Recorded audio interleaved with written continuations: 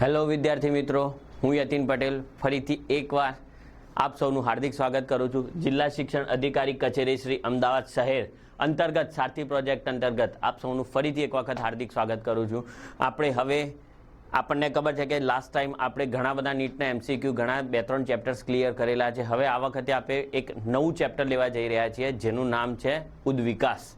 Okay, તો ઉદ્વિકાસ એક એવો કન્ટેન્ટ ટોપિક છે આપણા બુકની અંદર કે જે આપણને થોડો સમાજ વિદ્યા તરફ દોરી જાય છે, બટ ભણવો એટલા માટે જરૂરી છે કારણ કે એ આપણને પુરાવાઓ પૂરા પાડે છે આપણા સજીવ કઈ રીતે ઉત્પન્ન થયા તેના.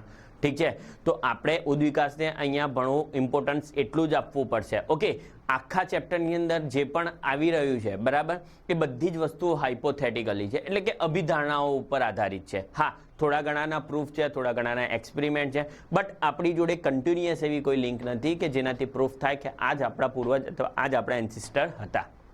ઓકે, તો આપણે શરૂ કરીશું આપણું આજનું સેશન. ચલો, ફર્સ્ટ સ્લાઇડ. પહેલો પ્રશ્ન છે, સજીવોનો ઉદ્વિકાસીય ઇતિહાસ ખાલી જગ્યાના નામે ઓળખાય છે. ઓકે, સજીવોનો જ્યારે પણ ઉદ્વિકાસીય ઇતિહાસને જોવા જઈએ ને તો એ આપણા જાત ઉપર જે રિસર્ચ કર્યું છે, એટલે કે આપણા જાતમાં કયા બદલાવો આવ્યા એના ઉપર આપણે જોવા જઈ રહ્યા છીએ. તો એનો સાચો આન્સર કયો આવશે? જાતીય વિકાસ, જેને આપણે કહીએ છીએ ફાઇલોજેની. ઓકે, જાતીય વિકાસ જેને કહીએ છીએ આપણે ફાઇલોજેની. જાતીય વિકાસ એટલે કે નવી નવી જે જાતિઓ આવતી ગઈ તેની અંદર કયા કયા બદલાવ આવતા ગયા, કયા કયા રૂપાંતરણો થતા ગયા, અને ફાઇનલી આપણે આજે એક આધુનિક માનવના સ્વરૂપમાં હાજર છીએ. ઠીક છે, ચલો, તેની અંદર જ બીજું આપેલું છે એન્સિસ્ટ્રી, એટલે કે પૂર્વજતા. એટલે કે આપણે એ તો ચેક કરી જ રહ્યા છીએ કે આપણા પૂર્વજો કોણ છે, સમાન છે કે અલગ અલગ છે, પણ ખાલી પૂર્વજતાને જ આપણે સજીવોનો ઉદ્વિકાસનો ઇતિહાસ નહીં કહીએ. આપણે એ જોવાનું છે કે પૂર્વજો સમાન છે તો એમના લક્ષણો કયા આપણને મળતા આવે છે. બીજું છે અશ્મિ વિદ્યા, એટલે કે પેલિયોન્ટોલોજીકલ. ઓકે, સજીવોના જાતીય વિકાસનો સૌથી મુખ્ય પુરાવો જો ગણવામાં આવે છે તો તેને કયો ગણવામાં આવે છે? અશ્મિ વિદ્યાકીય પુરાવો, એટલે કે પેલિયોન્ટોલોજી. ઓકે, અશ્મિ વિદ્યા પેલિયોન્ટોલોજીનો મતલબ છે આપણે જે જીવાશ્મ કહીએ છીએ, એટલે કે અશ્મિઓનો જે આપણે અભ્યાસ કરી રહ્યા છીએ એ અભ્યાસને પેલિયોન્ટોલોજી તરીકે ઓળખવામાં આવે છે. અને લાસ્ટમાં છે ઓન્ટોજેની, મતલબ કે વ્યક્તિ વિકાસ, એટલે કે કોઈ અગર એક પ્રાઇવેટ ઇન્ડિવિડ્યુઅલ એટલે કે એક વ્યક્તિના વિકાસની વાત કરીએ તો તેને આપણે શું કહેવામાં આવે છે? વ્યક્તિ વિકાસ. બટ સજીવોનો ઉદ્વિકાસનો ઇતિહાસ ઓવરઓલ, એ ચાહે પેલિયોન્ટોલોજીકલ હોય, એ ચાહે એમ્બ્રિયોલોજીકલ હોય, એ ચાહે મિસિંગ લિંક હોય, કે એ ચાહે એન્સિસ્ટ્રી હોય, એ બધાને કમ્બાઈન થઈને જે કહેવામાં આવે છે તેને શું કહીશું આપણે? જાતીય વિકાસ. અલ્ટિમેટલી આપણને શેનું પ્રૂફ પૂરું પાડે છે? જાતીય વિકાસનું પ્રૂફ પૂરું પાડે છે. તો નેક્સ્ટ ક્વેશ્ચન હવે ચલો. ગેલાપેગસ ટાપુની ફિંચ કોની તરફેણમાં પુરાવો પૂરો પાડે છે? ઓકે, ગેલાપેગસ ટાપુની ફિંચ. ઓકે, આ ફિંચ નામનું જે પક્ષી હતું, ઠીક છે, તેના ઉપર રિસર્ચ કોણે કર્યું હતું? તો સૌથી પહેલા આપણે લખીશું ચાર્લ્સ ડાર્વિન. કોણે કર્યું હતું? ચાર્લ્સ ડાર્વિને કર્યું હતું. બરાબર. હવે ચાર્લ્સ ડાર્વિને શું કહ્યું હતું એના માટે? ચાર્લ્સ ડાર્વિને શું જોયું હતું? તો એને આખા ગેલાપેગસ જે ટાપુ હતો એના ઉપર તે ફર્યો અને તેને જોયું કે આ જે ફિંચ પક્ષીની જે ચાંચ છે ને, એ ચાંચ પક્ષીનો બાકી બધું જ સ્ટ્રક્ચર સેમ છે, બટ એની ચાંચમાં કેવી છે? બદલાવ છે. ઘણાની ચાંચ આવી રીતે લાંબી છે, ઘણાની ચાંચ ટૂંકી અને મોટી છે, ઘણાની ચાંચ આવી રીતની નાની છે, ઘણાની ચાંચ લાંબી અને મોટી છે. તો આ પક્ષી એક જ છે, પણ ચાંચમાં બધાને શું જોવા મળી? તેને વિવિધતા જોવા મળી. તો આ ચાંચની અંદર વિવિધતા આવી કેમ તે શોધવાનો પ્રયત્ન કર્યો. ઓકે, તો ચાંચની અંદર વિવિધતા, આ જે આગળની જે ચાંચની અંદર વિવિધતા આવી એનું કારણ એક જ હતું કે તેમને જે પ્રમાણેનો ખોરાક, જે જગ્યાએ ખોરાક લેવો પડ્યો એ પ્રમાણે એમને પોતાની ચાંચને શું કરી દીધી? કન્વર્ટ કરી દીધી. ઓકે, આ એક અનુકૂલિત વિકાસ પણ કહેવામાં આવે છે કે મને અહીંયા ધારો કે પહેલા પક્ષીઓ બધા એક જ નિશ્ચિત ક્ષેત્રમાં રહેતા હતા, આટલા ક્ષેત્રમાં રહેતા હતા, બટ ત્યાંથી ઘણા બધા ફિંચ પક્ષીઓ બીજા ક્ષેત્રમાં ગયા, અહીંયા ગયા, થોડા અહીંયા ગયા, થોડા બીજા ક્ષેત્રમાં ગયા. તો અલગ અલગ ક્ષેત્રોમાં જઈને તેમને અલગ અલગ ભૌગોલિક પરિસ્થિતિનો સામનો કરવો પડ્યો. તો આ અલગ અલગ ભૌગોલિક પરિસ્થિતિમાં તેમને દરેક જગ્યાએ ખોરાક સમાન પ્રકારનો અહીંયા જે મળતો હતો એવા પ્રકારનો મળ્યો નહીં, તો તેમને ખોરાકને પ્રાપ્ત કરવા માટે પોતાની ચાંચને શું કરવી પડી? બદલવી પડી. આ જ આપણે એક અનુકૂલિત વિકિરણનું પણ એક ઉદાહરણ છે. શેનું ઉદાહરણ છે? અનુકૂલિત વિકિરણ, જેની અંદર આપણે માર્સુપિયલ પણ ભણીએ છીએ, ઓસ્ટ્રેલિયન માર્સુપિયલ. ઓકે, તો આ જે વિકાસ બતાવવામાં આવ્યો છે એ આપણને કયો વિકાસ છે? ઓકે, મેં તમને કીધું પહેલા એક નિશ્ચિત ભૌગોલિક પરિસ્થિતિમાં રહેતા હતા, પછી એ બધા પક્ષી અલગ અલગ ભૌગોલિક પરિસ્થિતિમાં રહેવા ગયા. ઓકે, ચલો કોઈ કારણ આવી ગયું હશે કે જેમને અહીંયા કોમ્પિટિશન વધી ગઈ, તો એ લોકો ત્યાંથી શું થઈ ગયા? માઇગ્રેટ થઈ ગયા. ત્યાંથી શું થઈ ગયા? માઇગ્રેટ થઈ ગયા, એટલે કે અલગ ભૌગોલિક પરિસ્થિતિમાં રહેવા માટે મજબૂર થઈ ગયા. તો આ પરિસ્થિતિ, જે અલગ પરિસ્થિતિઓમાં રહેવા માટે જે મજબૂર થયા, તો ત્યાં જઈને એમને અલગ ભૌગોલિક પરિસ્થિતિનો સામનો કરવો પડ્યો અને ત્યાં સસ્ટેન થવા માટે, એટલે કે ત્યાં રહેવા માટે, ત્યાં જીવવા માટે, ઠીક છે, એમને પોતાની ચાંચની અંદર શું કર્યા? બદલાવ લાયા. ઓકે, તો આ કયા પ્રકારનો એક ઉદ્વિકાસ, કયા તરફેણમાં પુરાવો પૂરો પડશે? જૈવ ભૌગોલિક ઉદ્વિકાસ. તેની અંદર મ્યુટેશન થયું નથી, એટલે કે વિકૃતિ પણ થઈ નથી. વિશિષ્ટ સર્જન, એટલે કે કઈ એકદમથી અચાનક કોઈ વસ્તુ નવી આવી નથી. બીજું છે પ્રતિગામી ઉદ્વિકાસ, એટલે કે રેટ્રોગ્રેસિવ, એટલે કે ઓપોઝિટ ઉદ્વિકાસ પણ થયો નથી. તે ફક્ત શું થયું છે? નિશ્ચિત ભૌગોલિક પરિસ્થિતિમાંથી અલગ અલગ જગ્યાએ ગયા અને ત્યાં જઈને તેમને પોતાનો વિકાસ કર્યો, એટલે કે પોતાની અંદર બદલાવ લાયા. તેથી તે શેનો પુરાવો પૂરો પાડે છે? જૈવ ભૌગોલિક ઉદ્વિકાસ. ઓકે, ચલો નેક્સ્ટ ક્વેશ્ચન. જ્યારે અનુકૂલનના પરિણામે બે અલગ વંશવાળી ધરાવતી જાતિઓ એકબીજાને મળતી આવે તો આ સિદ્ધાંતને શું કહેવામાં આવે છે? બે અલગ અલગ જાતિઓ છે, બરાબર? બે અલગ અલગ જાતિઓ છે અને એમના લક્ષણો એકબીજાને શું કરતા આવે છે? મળતા આવે છે. તો આ બંને શું થયા? કન્વર્જ થયા. તો તે પ્રકારના વિકાસને આપણે કયો વિકાસ કહીએ છીએ? અભિસારી ઉદ્વિકાસ. જો એક જગ્યાએથી બધી જગ્યાએ ફેલાયું હોય, ઓકે, તો આને કયો કહીશું આપણે? અપસારી.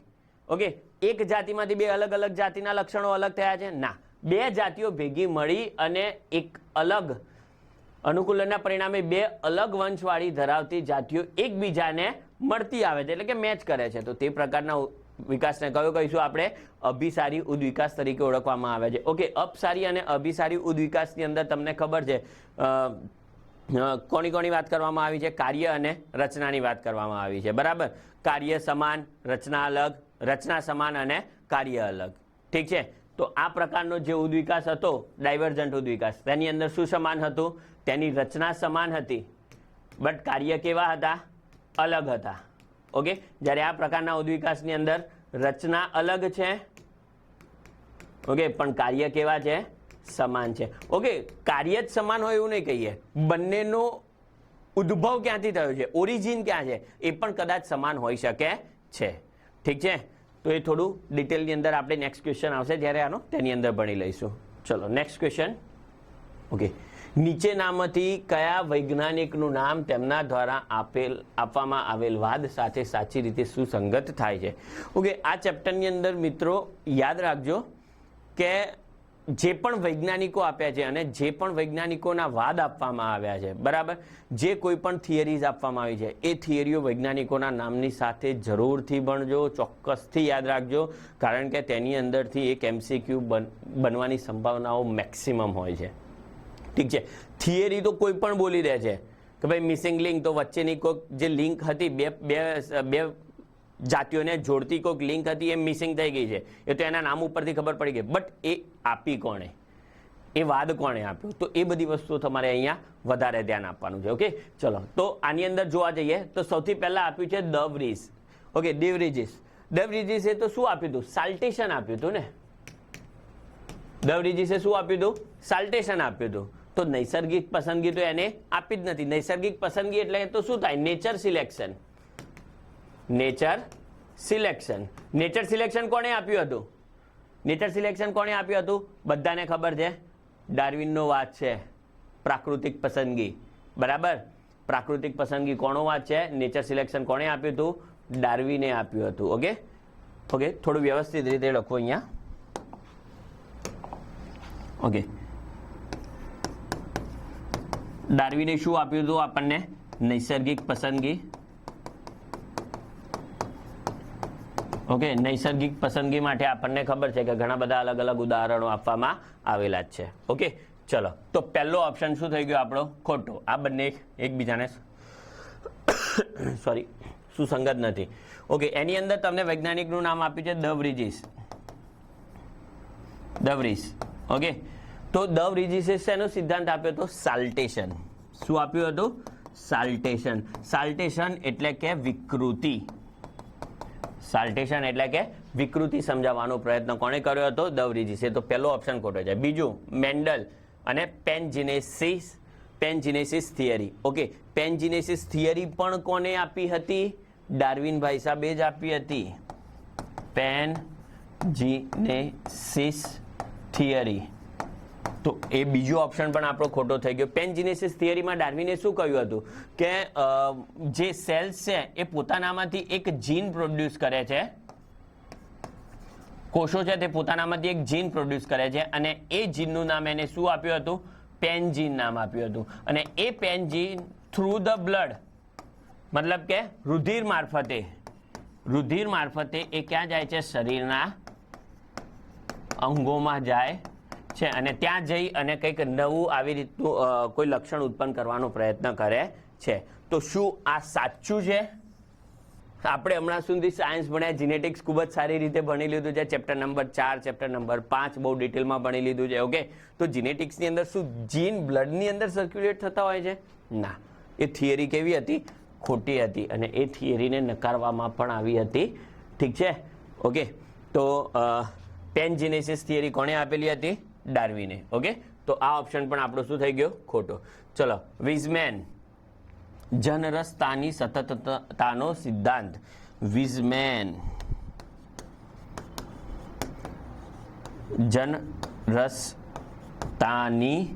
સતતતાનો સિદ્ધાંત. ઓકે, હા, એ સાચું છે. વિઝમેને જ જનરસતાની સતતતાનો સિદ્ધાંત આપ્યો હતો. ડેવિડ વિઝમેને બહુ બધાને ખોટા પાડ્યા હતા, યાદ હોય તો. એક તો સૌથી પહેલા આપણે લેમાર્ક વૈજ્ઞાનિકે શું કીધું હતું? જીરાફનું એક્ઝામ્પલ આપ્યું હતું કે ભાઈ જીરાફની ડોક ઊંચી કેમ થઈ ગઈ? કે ભાઈ નીચેના પત્તા ખાવાના પતી ગયા એટલે એમને વારે ઘડી ડોક ઊંચી કરવી પડી, એટલે કે ડોક ઊંચી રહી ગઈ. ઓકે, અને એ જે ઊંચી ડોક હતી એ બીજા જનરેશનમાં એટલે કે બીજી જે પેઢી આવી તેની અંદર પણ તેની ડોક કેવી રહી? ઊંચી જ રહી. શું આ સાચું હતું? એ કોણે સાબિત કર્યું? ડેવિડ વિઝમેને. ઓકે, વિઝમેને કઈ રીતે સાબિત કર્યું? કે એને શું કર્યું કે એક માઉસ લઈ લીધો, એટલે કે ઉંદર લઈ લીધો. ઉંદરની એને પૂંછડી કાપી નાખી. ઓકે, લેમાર્કે બીજી એક વાત કરી હતી એના વાદની અંદર કે કયા સિદ્ધાંતો આગળની પેઢીમાં જાય છે, કયા લક્ષણો આગળની પેઢીમાં જાય છે. તો લેમાર્કે એવું કીધું હતું કે જે એક્વાયર્ડ એટલે કે જે જન્મ પછી લક્ષણો આપણે ઉત્પન્ન કરીએ છીએ તે પણ લક્ષણો આપણી આગળની પેઢીમાં કેરી ફોરવર્ડ થાય છે. તેવું કોણે કીધું હતું? લેમાર્કે.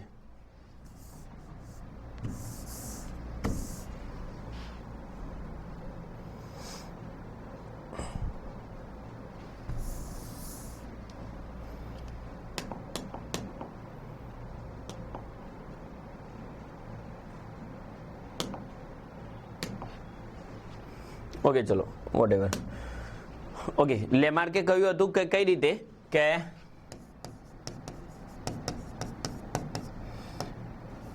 જન્મ બાદના લક્ષણો ક્યાં જાય છે? આવનાર પેઢીમાં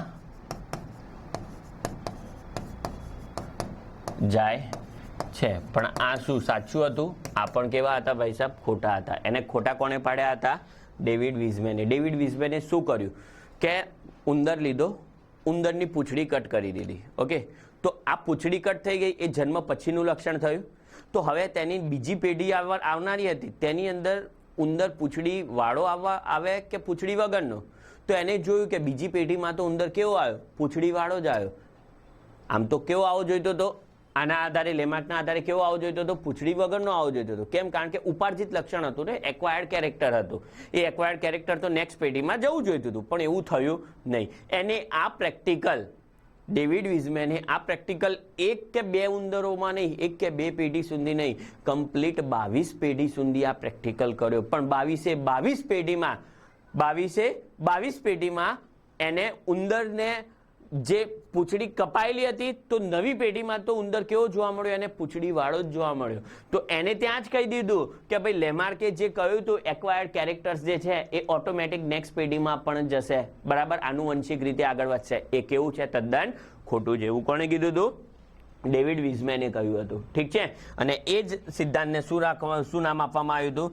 જનરસતાની સતતતાનો સિદ્ધાંત. જનરસતાની એટલે કે આપણી અંદર જે જેનેટિકલી છે ને એ જ લક્ષણો આગળની પેઢીમાં જશે, બીજા લક્ષણો આગળની પેઢીમાં જશે નહીં. એક્વાયર્ડ એટલે કે જન્મ પછી આપણે કોઈ બી લક્ષણ આપણે પ્રાપ્ત કરીએ એ આગળની પેઢીમાં જવાનું નથી. ઠીક છે. ચલો, તો આ ઓપ્શન સાચો છે, એટલે કે આપણને આન્સર તો મળી ગયો. પણ લાસ્ટમાં એક વાત કરી લઈએ, ઉપાર્જિત લક્ષણોની આનુવંશિકતાનો વારસો. તો ઓલરેડી ઉપાર્જિત લક્ષણોની આનુવંશિકતાનો વારસો કોણે આપ્યો છે? એ તો લેમાર્કે સમજાવ્યું હતું. તો ઇટ મીન્સ કે આ ઓપ્શન અહીંયા શું આપેલું છે? પાશ્ચર. તો આ ઓપ્શન પણ આપણો શું થઈ ગયો? ખોટો થઈ ગયો. ઠીક છે. તો અહીંયા આપણે મેઇન જુઓ, બધી જ રીતે તમે વિચારવાનો પ્રયત્ન કરો કયા વૈજ્ઞાનિકને કયા વાદ સાથે જોડવાનો છે, કયા વૈજ્ઞાનિકને કોણે ખોટો ઠરાવ કરાયો હતો, એટલે કે આ ખોટો છે, આ વૈજ્ઞાનિકે જે કહ્યું હતું એ સાચું નથી. એ બધી જ વસ્તુ તમારે અહીંયા યાદ રાખવાની રહેશે. તો ફાઇનલી કયા વૈજ્ઞાનિકનું નામ તેના દ્વારા આપવામાં આવેલ વાદ સાથે સુસંગત થાય છે? તો ડેવિડ વિઝમેન જનરસતાની સતતતાનો સિદ્ધાંત આપવામાં આવેલો હતો. ઠીક છે. ચલો નેક્સ્ટ ક્વેશ્ચન.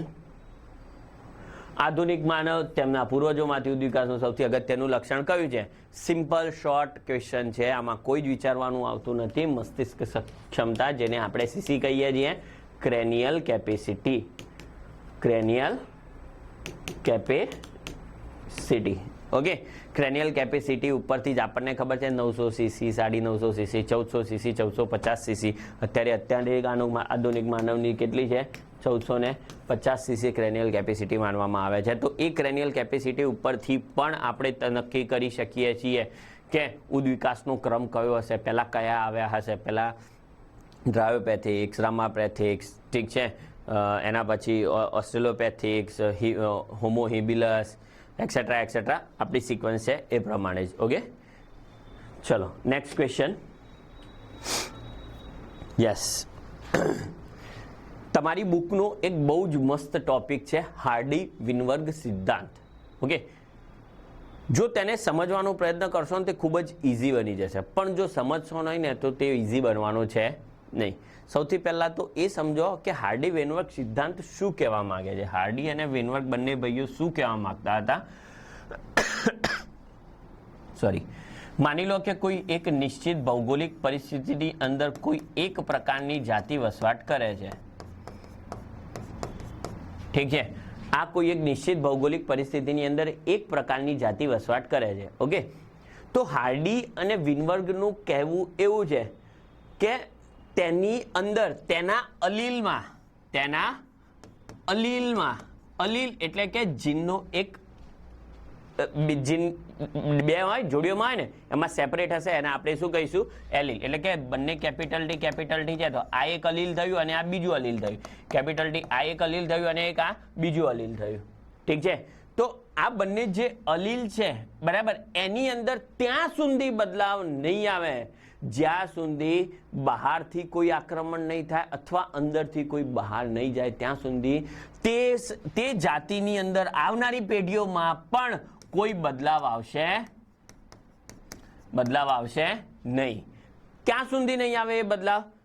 અલીલ ક્યાં સુધી સ્ટેગ્નન્ટ રહેશે, ક્યાં સુધી સેમ હતા એવા જ રહેશે, જ્યાં સુધી બહારથી કોઈ અંદર નહીં આવે અને જ્યાં સુધી અંદરથી બહુ કોઈ બહાર જશે નહીં ત્યાં સુધી કોઈ પણ જલ્દી બદલાવ આવવાનો છે નહીં.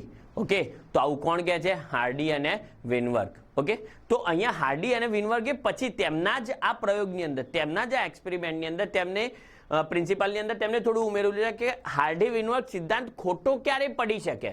અલીલમાં બદલાવ ન આવવો એટલે મને કહો તો અલીલમાં બદલાવ નથી આવતો. ચલો માની લો કે આપણે આ કહે છે એ સાચું છે, અલીલમાં બદલાવ નથી આવતો, તો શું નહીં થયું હોય? જીનમાં બદલાવ ના આવે તો આગળની પેઢીમાં સેમ જ જીન રહેવાના છે, સેમ જ લક્ષણો રહેવાના છે, તો શેમાં બદલાવ નહીં આવે? શું નહીં થાય? ઉદ્વિકાસ નહીં થાય. ઉદ્વિકાસ તો ક્યારે થાય કે જ્યારે આપણા લક્ષણોની અંદર શું આવે? બદલાવ આવે અને આવનારી પેઢીને કંઈક નવું મળે તો જ ઉદ્વિકાસ થાય. તો અહીંયા તો અલીલની અંદર બદલાવ જ નથી થતો, એટલે કે જીનની અંદર કોઈ ચેન્જ આવતો નથી, કોઈ લક્ષણ બદલાતું નથી, એટલે કે ઉદ્વિકાસ પણ થશે નહીં, ઉદ્વિકાસ પણ થશે નહીં. જો ઉદ્વિકાસ થવું હશે એટલે કે જો અલીલની અંદર બદલાવ થતો હશે તો તેના માટે મેઇનલી 5 કારણો જવાબદાર છે. એવું કોણે કહ્યું હતું? હાર્ડી અને વિનવર્ગે. એમને જ પોતે કહ્યું કે અમારો પ્રિન્સિપાલ ખોટો ક્યારે સાબિત થશે? તો જ્યારે આ 5 વસ્તુ થશે ત્યારે. સૌથી પહેલા થશે જનીન પ્રવાહ. સૌથી પહેલા શું થશે? જનીન પ્રવાહ. જનીન પ્રવાહ કોને કહીશું? માની લો કે કોઈ 2 ભૌગોલિક પરિસ્થિતિ છે,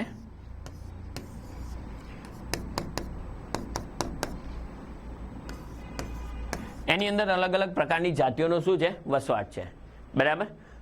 અહીંયાથી કોઈ નિશ્ચિત માત્રાની અંદર એક જાતિ ક્યાં એન્ટર થઈ ગઈ?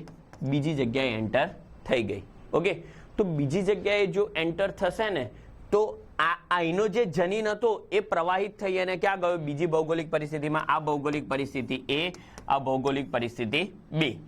ઓકે, તો અહીંના જે જનીન હતા તે ક્યાં જતા રહ્યા? બીજી ભૌગોલિક પરિસ્થિતિમાં જતા રહ્યા. બીજી ભૌગોલિક પરિસ્થિતિમાં માની લો કે એ કંઈક પોતાની અંદર બદલાવ લાવી અને શું કરવા લાગ્યા? રહેવા લાગ્યા. એમને શું કર્યું? એમને પોતાની અંદર આ ભૌગોલિક પરિસ્થિતિને અનુકૂળ થઈને રહેવા માટે, ત્યાં રહેવા માટે તેમને પોતાની અંદર શું લાવી દીધા? બદલાવ લાવી દીધા. ઓકે, તો હવે આ સજીવોની કેપેસિટી કેવી થઈ? આ સજીવો કેવા થઈ ગયા? એકદમ સ્ટાન્ડર્ડ થઈ ગયા. સ્ટાન્ડર્ડ મીન્સ કે એ આ ભૌગોલિક પરિસ્થિતિમાં પણ રહી શકે છે અને આ ભૌગોલિક પરિસ્થિતિમાં પણ રહી શકે છે. તો આ જે જનીનિક ટ્રાન્સફર થયું તેને આપણે શું કહેવામાં આવે છે? જનીનિક પ્રવાહ. ઓકે, જનીનિક પ્રવાહ. તો ઉદ્વિકાસ થયો કે ના થયો? તમે વિચારો. અલીલની અંદર બદલાવ આયા? હા, આયા. ત્યારે જ આ જે સજીવો છે એ બીજી ભૌગોલિક પરિસ્થિતિમાં રહેવા માટે શું બન્યા હશે? સક્ષમ બન્યા હશે. બાકી જો જનીનની અંદર બદલાવ ન આવ્યો હોત તો તે અહીંયા જઈને શું થઈ ગયા હોત? નાશપ્રાય થઈ ગયા હોત. ઠીક છે, તો પહેલું હતું આપણું જનીન પ્રવાહ. ઓકે, ચલો હવે એની અંદર જ બીજું આપવામાં આવેલું છે આપણને જનીનિક વિચલન. બીજું આપ્યું છે જનીનિક વિચલન. ઓકે, ચલો બીજું જનીનિક વિચલન છે એને શું કહીએ? સેમ વસ્તુ આપણે વિચારી લઈએ કે 2 ભૌગોલિક પરિસ્થિતિ છે. ઓકે, 2 ભૌગોલિક પરિસ્થિતિ છે. હવે આ બંને ભૌગોલિક પરિસ્થિતિમાંથી ભૌગોલિક પરિસ્થિતિ A માંથી ભૌગોલિક પરિસ્થિતિ B માં એક સાથે બહુ બધા જ સજીવો શું થઈ ગયા? ત્યાં માઇગ્રેટ થઈ ગયા, વિચલિત થઈ ગયા. એક સાથે બહુ બધા સજીવો શું થઈ ગયા? ત્યાં વિચલિત થઈ ગયા. તો અહીંયા એ બીજી જગ્યાએ જઈ અને ત્યાં એ સક્ષમતાથી રહેવા પણ લાગ્યા. એટલે કે પોતાની અંદર એવા નવા લક્ષણોને ઉત્પન્ન પણ કરી દીધા કે જે બી ભૌગોલિક પરિસ્થિતિમાં રહેવા માટે એ કેવા બની ગયા? સક્ષમ પણ બની ગયા. બટ થયું શું? જનીન પ્રવાહમાં કેટલા સજીવો? બહુ વધારે પડતું જનીનોનું માઇગ્રેશન થતું નહોતું. અહીંયા ડ્રાફ્ટિક રીતે એટલે કે બહુ જ મોટા સ્વરૂપમાં જનીનોનું શું થાય છે? પ્રવાહ થઈ ગયો છે. એટલે કે એક જગ્યાએથી બીજી જગ્યાએ જતા રહે છે અને ત્યાં જઈ અને પોતાનું સ્થાયિત્વ સ્થાપિત કરે છે. એટલે કે પોતે સ્ટેબલ છે ત્યાં જઈ અને ત્યાં જ પોતાનો વિકાસ કરવાનો શરૂ કરે છે. બીજું, તે લોકો પોતાનામાંથી નવી પ્રકારની સંતતિનો પણ સર્જન કરી શકે છે. ઓકે, તો આની અંદર થાય છે શું? પેલામાં આમાં ફરક કેટલો છે? પેલામાં શું હતું કે બહુ લિમિટેડ માત્રામાં વહન થતું હતું જનીનોનું. આની અંદર લિમિટેડ નહીં, બહુ જ ભારે જથ્થામાં. તો થશે શું? અહીંયાથી બહુ બધી માત્રામાં જાતિઓ બધી અહીંયા જતી રહી, બરાબર. તો એક જાતિને શું થવા લાગશે? નુકસાન થવા લાગશે. કઈ રીતે? કાં તો અહીંયા જે જાતિ છે એ હવે શું થવા લાગશે? ફોન્ડર એટલે કે લુપ્ત થવા લાગશે, જેને આપણે ફોન્ડર ઇફેક્ટ તરીકે ઓળખવામાં આવે છે. કાં તો પછી અહીંયા જે જૂની જાતિ હતી તેના ઉપર ખતરો મંડરાશે. કેમ? કારણ કે એના ઉપર તો સુપર સ્પેશિયસ મતલબ કે જેની જોડે બહુ જ બધા સારા કેરેક્ટર્સ છે એ જાતિ અહીંયા વિકાસ પામવા લાગી છે. તો કોમ્પિટિશનના લીધે એ જે જૂની જાતિ છે એનો વિકાસ થવા દેશે નહીં. તો કાં તો ત્યાંથી પણ એ જાતિ શું થઈ જાય? નાશ થઈ જાય. તો આ જે કોઈ બી એક જાતિનો શું થવા લાગશે? નાશ થવા લાગશે. તો એ ઇફેક્ટને શું કહેવામાં આવે છે? ફોન્ડર ઇફેક્ટ તરીકે ઓળખવામાં આવે છે. તો અહીંયા આપેલું છે વસ્તીની અંદર જનીનિક આવૃત્તિમાં વિવિધતા એ નૈસર્ગિક પસંદગીના બદલે આકસ્મિક થાય. આકસ્મિક થયું, જુઓ નૈસર્ગિક પસંદગી નથી થઈ, અહીંયા નેચરે નહોતું સિલેક્ટ કર્યું કે ભાઈ તમારે અહીંયાથી અહીંયા જવાનું છે. આ તો આકસ્મિક રીતે અહીંયાથી આ બધા ઉડી અને ક્યાં જતા રહ્યા, બી ભૌગોલિક પરિસ્થિતિમાં ગયા. નેચરે કંઈ નક્કી કર્યું હતું નહીં. ઓકે, તો જો આકસ્મિક રીતે થાય તો તેને શું કહેવામાં આવે છે? જનીનિક વિચલન એટલે કે જીનેટિક ડ્રિફ્ટ તરીકે ઓળખવામાં આવે છે. ઓકે, તો આપણે હાર્ડી વિનબર્ગના સિદ્ધાંતને અસર કરતા 2 પરિબળો ભણ્યા આપણે, બટ એના પછી બીજા 3 પરિબળો પણ છે. ઓકે, રીકોમ્બિનેશન છે એટલે કે પુનઃસંયોજન છે, એના પછી છે નૈસર્ગિક પસંદગી, અને લાસ્ટ મ્યુટેશન એટલે કે આપણું ઉત્પરિવર્તન. ઓકે, તો આ 3 કારક પણ એવા છે. માની લો કે કોઈ એક સજીવની જગ્યા છે પણ ત્યાં કોઈક નૈસર્ગિક પસંદગી થવા લાગી, એટલે કે કુદરતે એવું વિચાર્યું કે મારે આ જાતિને હવે કંઈક વધારે ડેવલપ કરવાની છે અને બીજી જાતિને ડેવલપ કરવા દેવી નથી. તો એ પણ શું થયું? ઉદ્વિકાસનું જે કારણ થયું ને, ઉદ્વિકાસ વધારે ડેવલપ કરવા લાગશે એટલે કે એના અલીલમાં બદલાવ આવશે, અલીલમાં બદલાવ આવશે એટલે કે ઉદ્વિકાસ થશે. અલીલમાં બદલાવ નહીં આવે તો ઉદ્વિકાસ થવાનો છે નહીં. ઓકે, હમણાં મેં લખ્યું હતું, રબ કરી દીધું. ઠીક છે. એવી જ રીતે રીકોમ્બિનેશન. રીકોમ્બિનેશન એટલે કે જ્યારે યુગ્મકો બનતા હોય છે, એટલે કે ગેમિટ્સ બનતા છે. ગેમિટ્સ બનતી વખતે એ લોકો શું શેમાં જાય છે? ક્રોસિંગ ઓવર થતા હોય છે. આપણે કોશિકા વિભાજનની પદ્ધતિમાં ભણી ગયા છીએ. ઓકે, કોશિકા વિભાજન, કોષ વિભાજનની અંદર યુગ્મક જ્યારે નિર્માણ થતું હોય છે ત્યારે એ ક્રોસિંગ ઓવર કરતા હોય. ક્રોસિંગ ઓવર કરે એટલે કે બંનેના લક્ષણોની અંદર શું થઈ જાય છે? આપલે થવાની શરૂઆત થઈ જાય છે. ઠીક છે. એટલે એમાં પણ નવા લક્ષણો આવશે, કારણ કે એક ક્રોમોઝોમ જોડે બીજું ક્રોમોઝોમ ક્રોસિંગ ઓવર કરે છે તો તેના અડધા લક્ષણો જ પોતાની પાસે રહે, તેને બીજા નવા લક્ષણો બીજા ક્રોમોઝોમ પરથી પ્રાપ્ત થતા હોય છે. અને છેલ્લું હતું મ્યુટેશન, એટલે કે જો નોર્મલ એક બિંદુ પરિવર્તન થાય કે પછી આખું ફ્રેમ શિફ્ટ, એટલે કે કંઈ અંદર આવે કે અંદરથી કોઈ જીન, કોઈ નાનું ન્યુક્લિયોટાઇડ ડિલીટ થઈ જાય તો તેનાથી પણ ઉત્પરિવર્તન આવતું જોવા મળે છે. જેની અસર પણ કોના ઉપર જોવા મળે છે? આપણને ઉદ્વિકાસ પર જોવા મળે છે. ઠીક છે, ચલો.